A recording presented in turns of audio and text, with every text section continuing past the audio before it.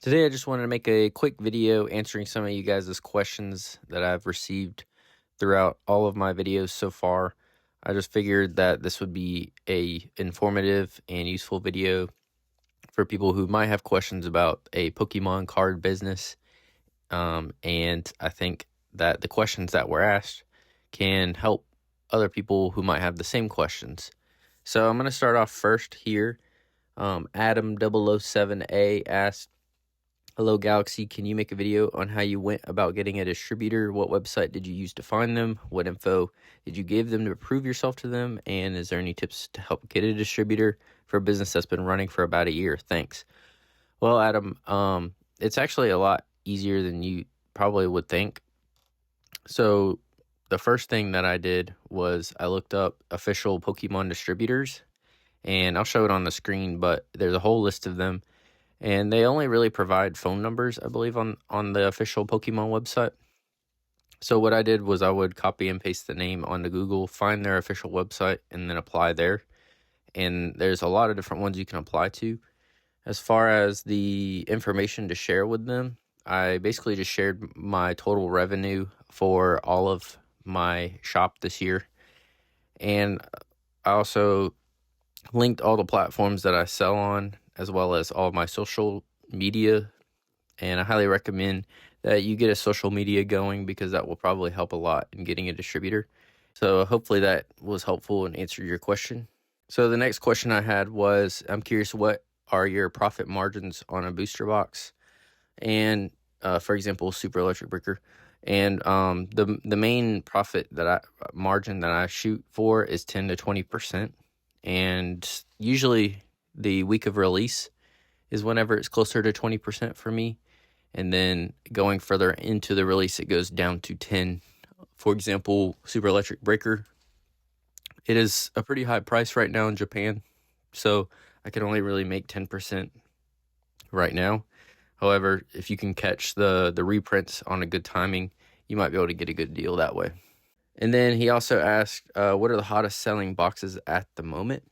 And for me, currently, it's Terrestrial Festival by far for Japanese. And then for English, I just started selling 151 booster bundles. Those are very hot.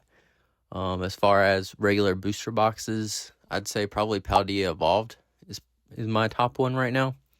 And that's because I ran out of Surging Sparks. So if you have Surging Sparks, then that would be number one.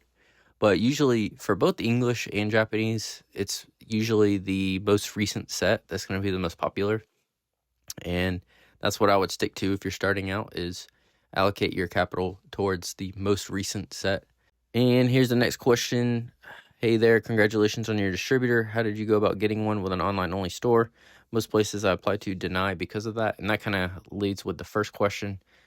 You just have to show your revenue and make sure to include your social media links. And most places aren't even accepting applications unless you have a physical store.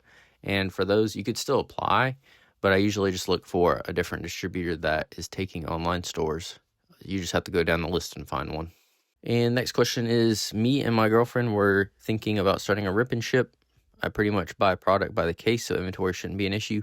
How much inventory should a beginner have? And I think if you're a beginner rip and ship, you don't need a lot of product to start, because you don't want to be over leveraged on product that isn't moving quickly for you. So like I said earlier, try to focus on the most recent set. However, you don't need a ton of product to start with, because you're going to have other costs too, such as supplies, all the initial startup costs that go into it, like a label printer and all of that stuff. So don't drain all of your money on the product. Make sure you focus on getting good product, but you don't need 50 boxes, 50 cases, anything like that. You could probably start with one case, and that would be plenty for a few shows, depending on how many viewers you get and stuff like that. But don't get too much product if you're starting out, is basically where this is going. And I added this question because I thought it was funny, but Roberto asked, can you make a video on the basic equipment needed to start a YouTube channel and what that equipment is? And I already replied to him, but literally I'm recording this on my iPhone and I'm editing with CapCut, and I highly recommend CapCut. It is extremely useful. Almost all my videos are recorded in my car while I'm driving, and you guys would probably never notice because I'm able to use the CapCut audio feature, which reduces the noise and isolates the voice. And I know several other people that use it, so I highly recommend CapCut. Next question, what would you say you sell more, the newest sets more often or the older sets? How much inventory do you have in new sets versus older sets? So this kind of references the other question, but I still wanted to keep it in. So newer sets sell way more often than the older sets, especially in Japanese. You're asking about Japanese.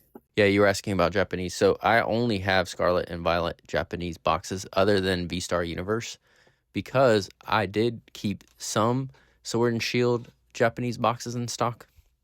However, they move extremely slowly, and I wouldn't recommend pretty much buying any of them at this point.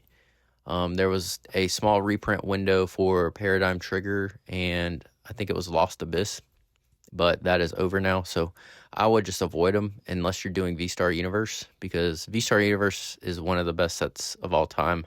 I think most people can agree, along with Crown Zenith, the English version. So it's still a slow seller compared to all the other ones, but it's still going to sell. So I'm looking at my shelf right now, and I have 151, Paradise Dragona, Super Electric Breaker, Terrestrial Festival, and V-Star Universe, and Shiny Treasure. Those are all I have right now, as far as Japanese goes. So you don't have to have a huge variety in your store.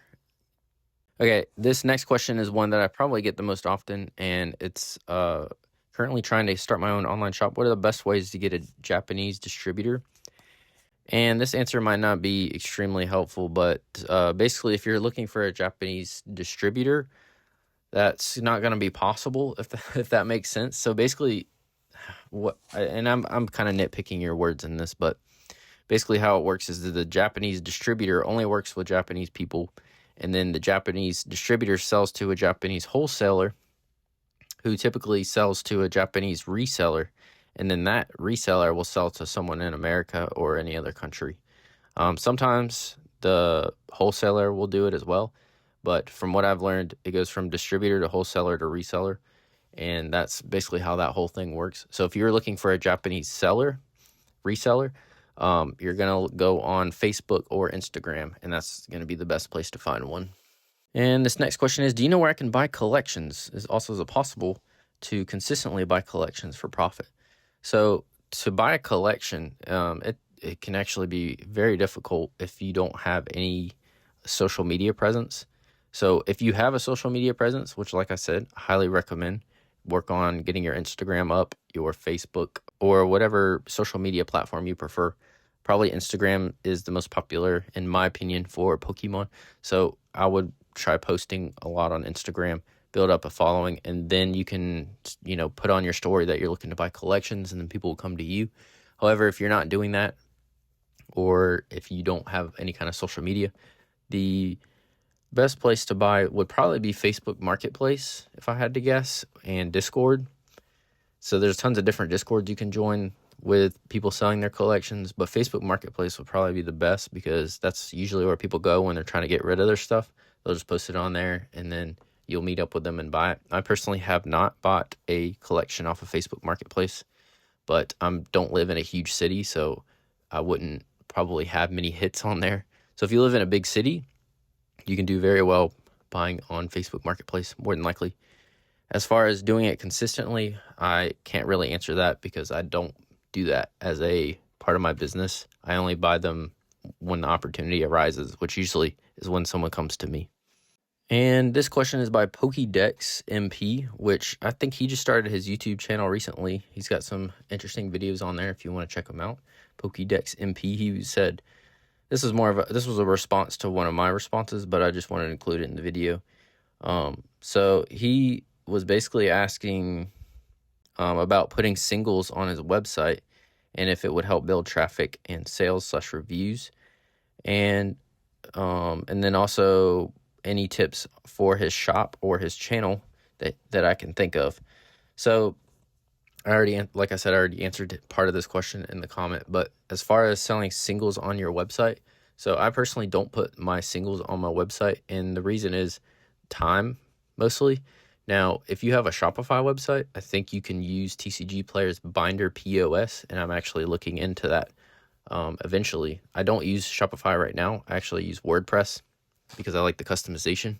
But if you have Shopify, I'm not sure about Wix, but I know Shopify, you can use Binder POS, which will connect your website with your TCG player, which is actually pretty interesting. But if you're going to sell single cards, the quickest and easiest way is through TCG player.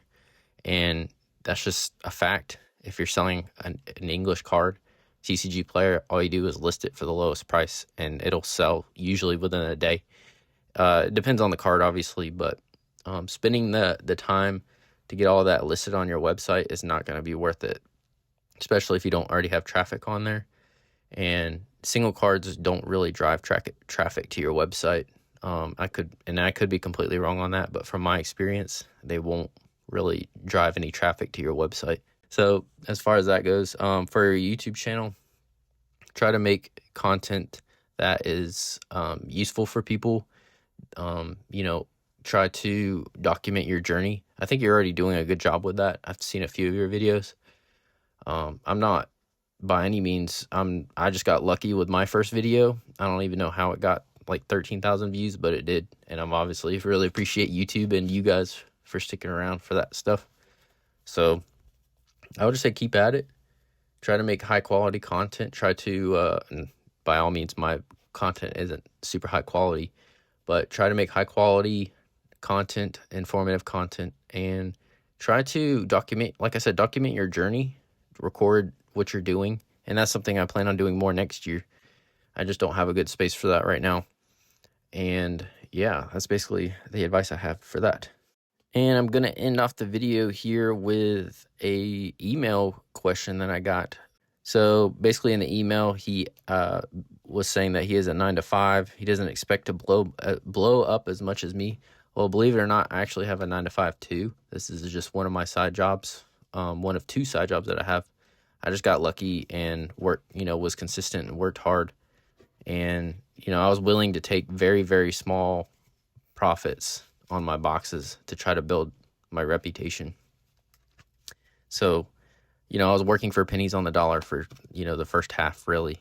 And I'm still not making insane margins or anything, but the shop has definitely grown, which I really appreciate.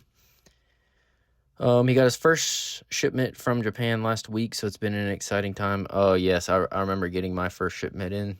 It was very, very exciting getting my first box of Japanese boxes in. I was wondering if you'd be able to share some advice about managing your Japanese suppliers. So this was one of his first questions. Do you work with one Japanese supplier or multiple? And this is a good question. So I actually work with 3 right now, and I don't really recommend working with too many of them. And the reason is, this kind of goes into his next question. He said, are there any discounts available if you buy in larger quantities? And with my supplier, I've been working with him for about a year now. And because of that, my main supplier, because I've been working with him for such a long time, he provides me better prices than he does other people because he knows I'm going to pay, and he knows he doesn't have to worry about anything. He knows that I'm going to keep coming back and buying more. So going back into your first question, working with one supplier or multiple, I try to stick with one main supplier. And even if you're overpaying slightly for the boxes, it's still worth it in the long run. It's kind of like English distributors where you pay them a bunch of money and then eventually it pays off. For me, I bought with this one guy for, like I said, a year, and I bought thousands and thousands and thousands of dollars worth of boxes from him. Made him a ton of money, and obviously he's helped me make a good amount too. And because of that, I am able to get boxes for slightly cheaper than other people. And that kind of goes into his next question. How do you know you're getting a good deal? And then he gave a quote on his Trust Festival box. So there's a few places you can check, but really the best thing to do is just message all of your suppliers and just see what they're offering. He said he found a few of them and the prices were pretty similar. And yeah, that's basically how it is. I mean, that's the price you pay. And he said he's barely breaking even factoring in fees and shipping. And that's exactly right. That's how it is right now. That's how the sealed market is. And that's why so many people will make their own website. Because if you're selling on eBay, TCG Player, the fees eat into your profits a ton. Now, there's pros and cons to having a website. Obviously, you got to get people there. You got to, make sure it looks good. You got to pay for the domain. You got to pay for hosting, all that stuff.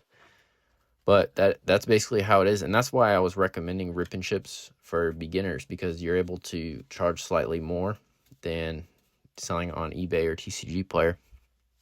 So basically, if you're not wanting to do the rip and ships, basically I would say find one supplier you really like, stick with them for as long as you possibly can. Even if you're not making money, or even if you're breaking even, try to stick with them. And they should eventually offer you better prices down the line. Now, that's not a guaranteed thing. Try to find a transparent supplier and try to ask them up front if later down the line you'll get some discounts. And sometimes you can negotiate too. Like if they're selling you 25 boxes, for example, tell them I'll buy 50 and then cut some money off that way. You have to negotiate sometimes. Now, not all of them are willing to do that, especially if you're new. But the longer you buy with somebody, the more likely they are to negotiate with you and give you better prices. So I hope that helped, and good luck with your shop. This was a longer video. I hope I answered everyone's questions well. This is my first Q&A. If you guys have any other questions, feel free to ask them below. And hopefully this video was some value to you. My next video will be kind of going over the business and how it's changed throughout the year, and as well as my plans and predictions for next year. So if you're interested in that, make sure to hit the subscribe button, and I'll see you guys in the next one.